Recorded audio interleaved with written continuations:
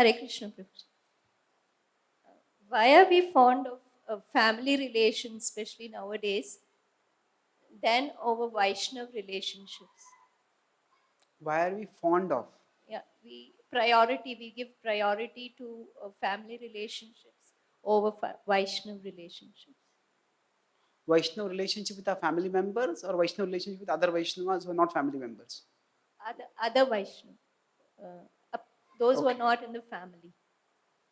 So you are saying, why do we do that? Why do we?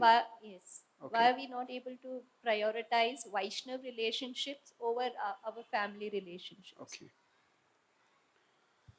So why do we give more priority to our family relationships than our Vaishnav relationships?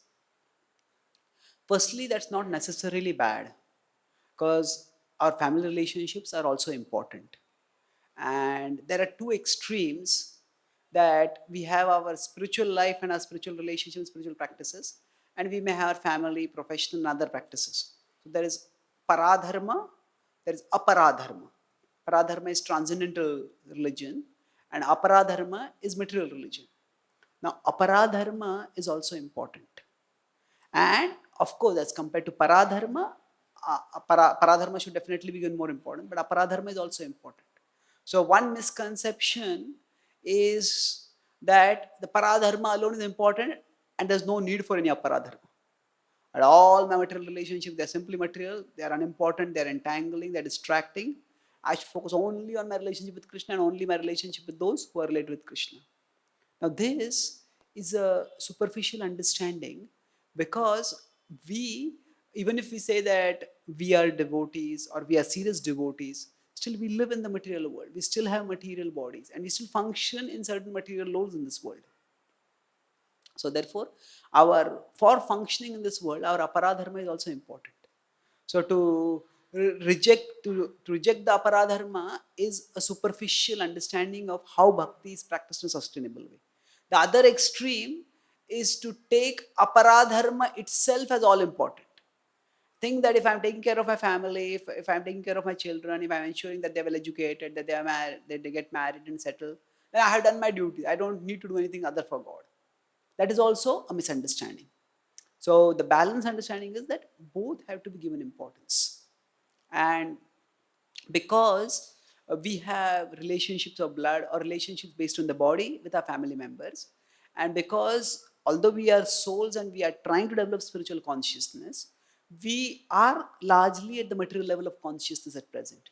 So naturally, that's where our emotions are more concentrated, because things connect with the body. Wherever our consciousness is, that is where our emotions are. And so, for example, somebody is attached to cricket, then something happens in some match far away, and suddenly the person gets agitated. Hey, how did this person get out? Why did this happen? That happened. Because the consciousness is there, the emotions are there. So, our consciousness at the material level, so our emotions are caught in the material level, in material relationships. That is to some extent natural, but in our devotee relationships, we can find out those devotees with whom we can relate very nicely, and focus on those relationships, on strengthening those relationships. And even if it's one or two relationships that we can focus on and strengthen, and from that, as those relationships become stronger and stronger, we will, not that our material relationships will become weaker, but our material relationships will be able to spiritualize more and more. So as we can, as our own heart becomes purified, as in our own consciousness Krishna becomes more and more prominent, then in those whose lives Krishna is more and more prominent, we will have more in common with them, and then our relationship with them also becomes stronger. So it's a process of gradual elevation of consciousness that will ensure that our Vaishnava relationships uh, become significantly important for us. But in the sadhaka stage, we can focus on at least one or two relationships and make sure that we are duly committed in those devotional relationships. And by that, we will be able to go towards Krishna and spiritualize other relationships also. Does it answer your question? Thank you, Mataji.